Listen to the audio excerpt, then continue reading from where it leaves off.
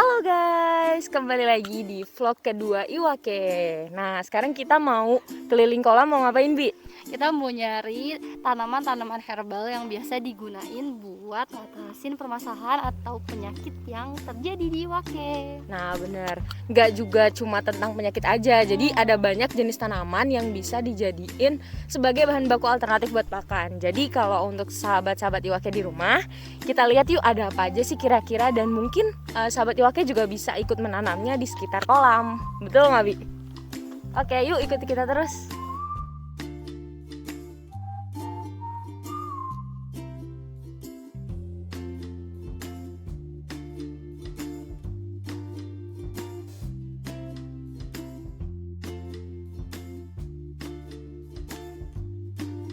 Oke sahabat Iwake, sekarang kita udah ada di depan daun atau pohon jambu biji. Jadi untuk sahabat Iwake pasti udah tahu dong terkait daun jambu biji ini. Mungkin bisa dilihat.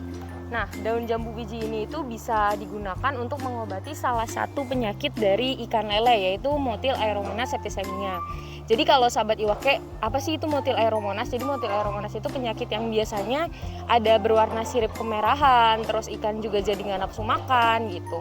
Nah, ini salah satunya bisa dengan menggunakan si daun jambu biji ini. Kenapa? Karena di dalam daun jambu biji ini, sahabat-sahabat Iwake, itu mengandung flavonoid yang memang dia itu bisa untuk mencegah dan juga mengobati penyakit yang diakibatkan oleh bakteri gitu.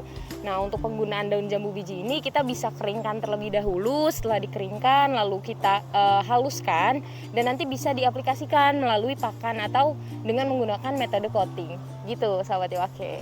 Nanti kita cari-cari lagi yuk tanaman apa aja sih di sekitar kolam Iwake yang memang berpotensi untuk mengobati penyakit-penyakit dari ikan yang dipelihara oleh sahabat-sahabat Iwake. Ikuti terus ya.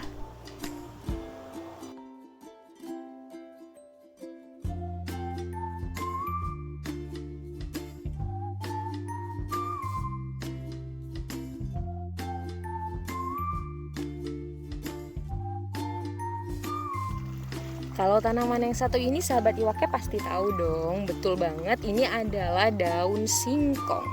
Jadi daun singkong ini sendiri memang memiliki umbi yang kaya akan kandungan karbohidrat. Sebagaimana kita ketahui kan sahabat Iwake, kalau daun singkong ini atau buah singkongnya ya, buah singkong dan daun singkongnya ini memang dimanfaatkan untuk makanan bagi manusia seperti itu. Nah, daun singkong ini sendiri dia tuh sangat bagus untuk ditambahkan atau diberikan kepada ikan, khususnya ikan nila. Kenapa? Karena pada daun singkong ini mengandung 25 sampai dengan 28% kandungan protein, sehingga sangat bagus sekali untuk pertumbuhan dari ikan nila seperti itu. Untuk pengaplikasian dari daun singkong ini sendiri bisa dicacah-cacah terlebih dahulu lalu langsung diberikan ke kolam, ataupun mungkin bisa melalui proses fermentasi terlebih dahulu.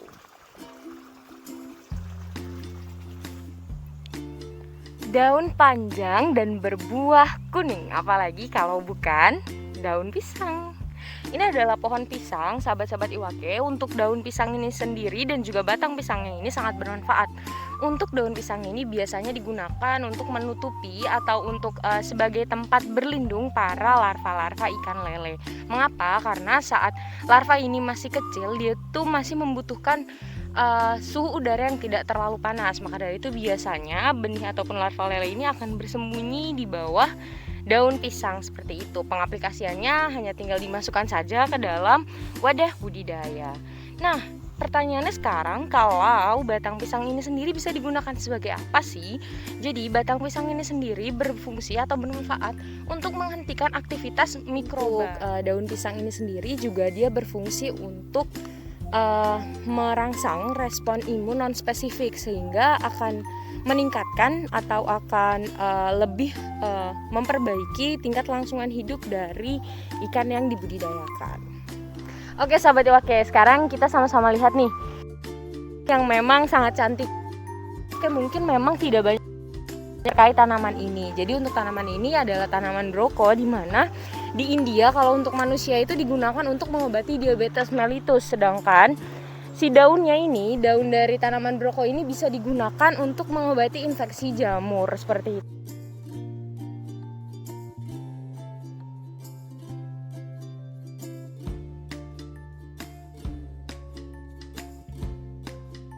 adalah daun sente. Daun sente merupakan salah satu pakan alternatif untuk ikan, khususnya ikan gurame ya. Jadi mungkin banyak dari sahabat Iwake yang kayak bingung gitu ya, sebenarnya apa sih yang bedain antara daun sente dan daun talas gitu. Ciri-ciri yang paling mudah untuk membedakan antara daun sente dan juga daun talas adalah dari daunnya. Jadi sahabat Iwake bisa melihat sendiri kalau untuk daun sente ini dia itu daunnya itu lebih kaku ya, lebih keras seperti ini. Bisa dilihat untuk daun sente ini memang dia dari ujung daunnya sampai dengan pangkalnya, dari pangkal sampai dengan ujung daun maksudnya itu dia tuh memang keras seperti itu. Sedangkan kalau untuk daun talas itu dia tuh lebih lembek ya gitu. Nah kalau untuk daun sente sendiri ini sahabat Iwake dia itu tidak umbinya atau akarnya itu tidak bisa dimakan. Sedangkan kalau untuk daun talas itu bisa untuk dimakan. Daun sente maupun daun talas sendiri ini memang dua-duanya ini sangat disukai oleh ikan gurame seperti itu. Jadi penggunaan daun sente ini hanya tinggal dimasukkan saja ke dalam wadah budidaya atau langsung dimasukkan ke dalam kolam. Seperti itu sahabat Iwake.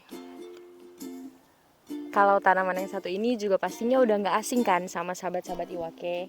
Ya bener banget, ini adalah pohon pepaya. Dimana pohon pepaya ini biasanya yang digunakan adalah si daun pepayanya sahabat Iwake. Nih, seperti ini ya. Di sana juga banyak banget ada daun pepaya yang ketutup sama daun sente.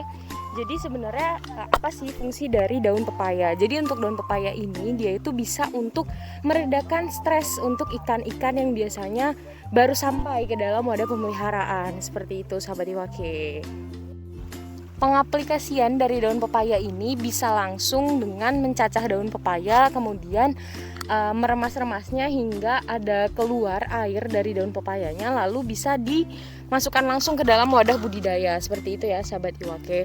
Selain untuk meredakan stres, daun pepaya ini juga bisa digunakan untuk menghambat atau menghentikan proses bakteri untuk tumbuh seperti itu. Jadi ketika si tanaman atau si daun pepaya ini kita masukkan ke dalam wadah budidaya, ini akan menghambat proses pertumbuhan dari mikroba, sehingga mikroba yang berpotensi untuk mengganggu jalannya proses produksi ikan ini akan mati.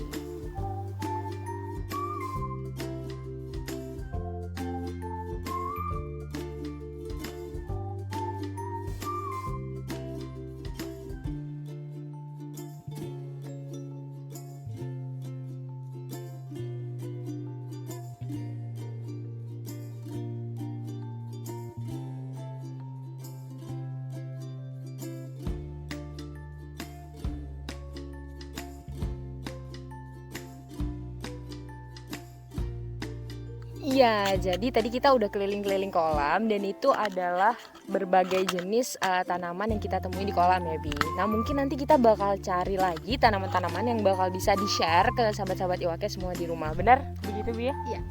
Oke, ya udah kalau gitu sampai di sini dulu vlog kedua kita. Sampai jumpa di video berikutnya. Dah.